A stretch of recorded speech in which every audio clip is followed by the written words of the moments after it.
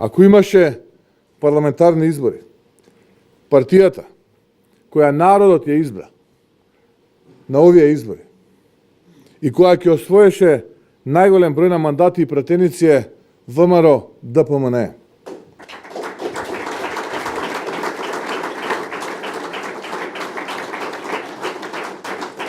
ВМРО ДПМН споредено со коалицијата на СДСМ, да ве подсетам на најголемиот дел партии кои што се дел од коалицијата на СДСМ, онаа хотел коалиција, освои најголем број на гласови. ВМРО ДПМН направи одличен резултат.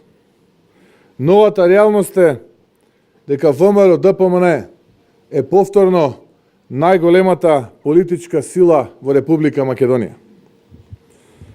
Не навредува, измислува, конструира сценаристите. Го ставија членството на ВМРО ДПМН под политички прогон. Го замрзна имотот на партијата. Ни гиускратија финансиите што со закон ни следуваат. Не уценува, се заканува на нам и на нашите блиски. Но ние работевме. Работевме и заедно со професорката Гордана Силјановска-Давкова дојдовме до близу 380.000 гласови.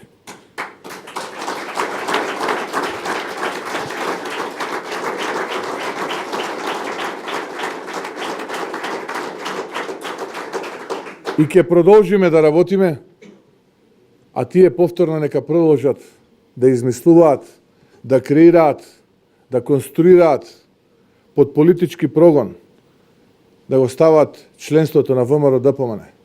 Но не смеат да заборават дека ВМРО ДПМН е коренот на македонскиот граѓанин во Република Македонија. И што и да прават, што и да чинат, не можат да не избришат.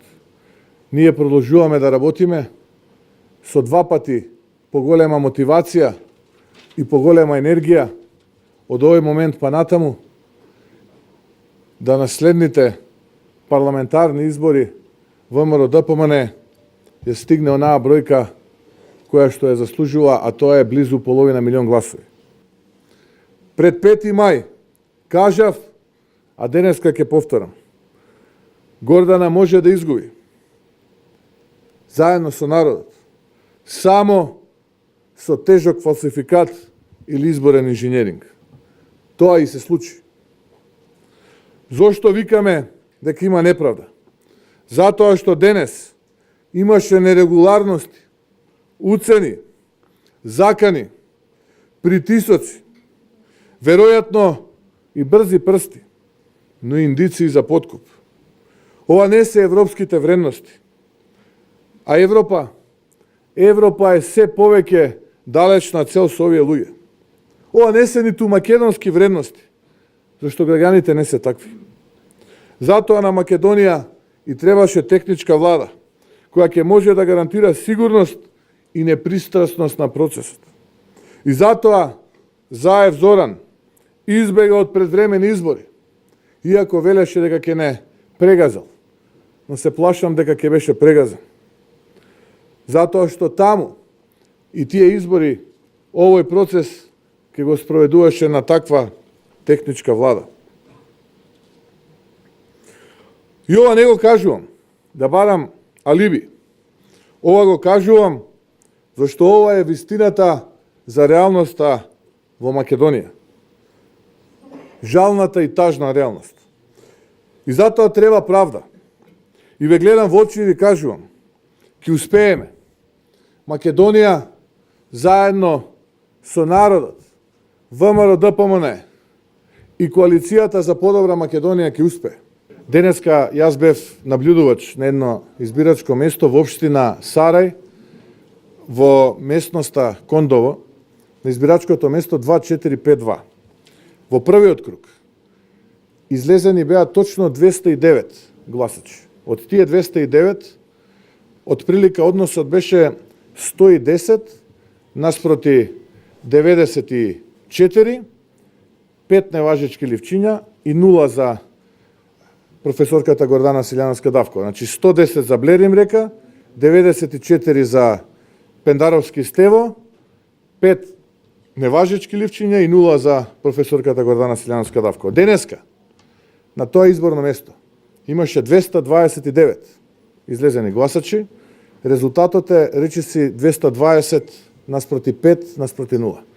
Вие заклучете кој гласал, како гласал и што гласал. Но едно е јасно, дека денеска СДСМ, како политичка партија, го оствари дури историски најслабиот резултат, послаб од оној кој што го имаше нивниот председателски кандидат, господинот Љубомир Фрчковски, во 2009 година, односно бројот на гласови кои што денеска СДСМ го освои е нешто помало од 200.000 гласа.